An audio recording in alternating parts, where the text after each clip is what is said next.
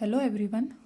Now I am going to discuss about an operating system, and in this video I will discuss on what is an operating system, why do we need it, and difference between goals and functionalities. As you know, operating system, it is very essential component of an computer system, because without operating system computer do nothing. That is, operating system work as a brain of a computer.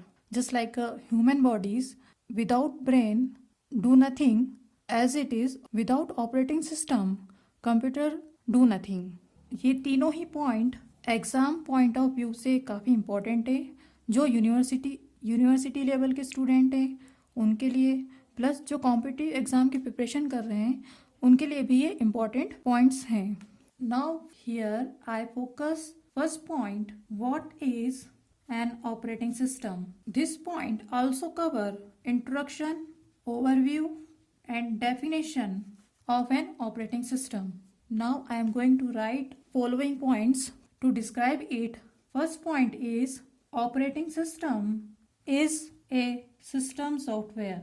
Operating system एक system software है. What is a system software? System software, that means that type of program control and manage hardware component. So operating system is a system software. It is essential software of any computing devices.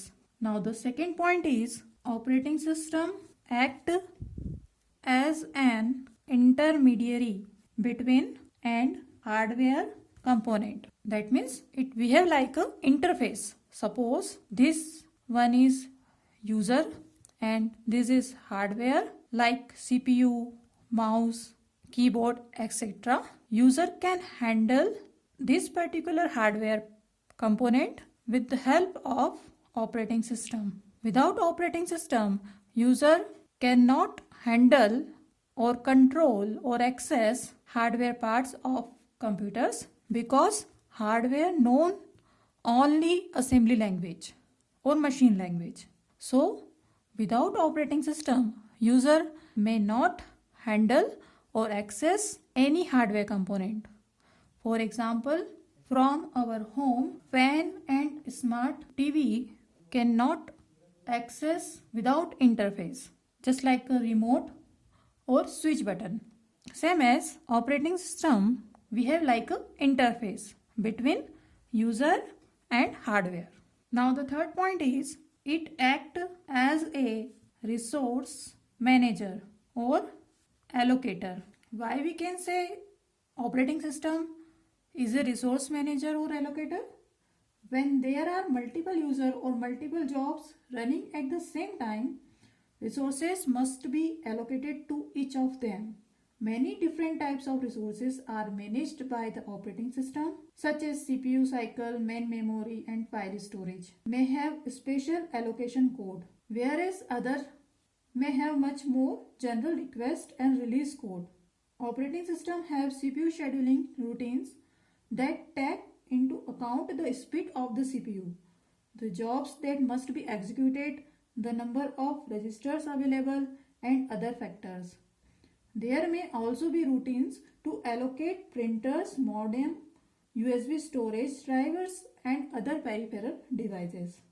So different types of processes may executed on different scheduling, and this scheduling managed by the operating system. So we can say that operating system is a act as a resource manager or allocator. Now the next point is it provide platform on which other application or system driver to be installed. As you know, there are different types of application program we can execute it or we can use on our system. For example, MS Word, VLC Media Player, different types of game. So how we can execute it with the help of operating system? Operating system provide facility to install them. So we can easily install various type of applications or printer drivers or any other hardware component driver we can easily install through the operating system. Now the next point is, it is control program that manages the execution of user program to prevent errors and improper use of the computer. For example, it is a control program which control all the system activities such as shutting down or booting process. This concept we can easily understood by the diagram. There are 4 layers of the system. This is hardware, CPU, mouse, keyboard or other peripheral devices. Now the next layer is operating system, where operating system reside on this layer, and the next layer is application programs. Here user 1, user 2, user 3 and user is working here. User 1 work on compiler, second user work on assembler, user third typing some application, and an user working on DBMS. There are various applications are run on the operating system. The following diagram represent what operating system do. They are defined the ways in which these resources are used to solve users' computing problem. The operating system control the hardware and coordinate its use among the various applications for the various users. An operating system is similar to a government. Like government provide environment within which other programs can do useful work. Now we discuss on why do we need it. Imagine you run a computer without operating system. Let's say you need to visit a website or you want to play a song.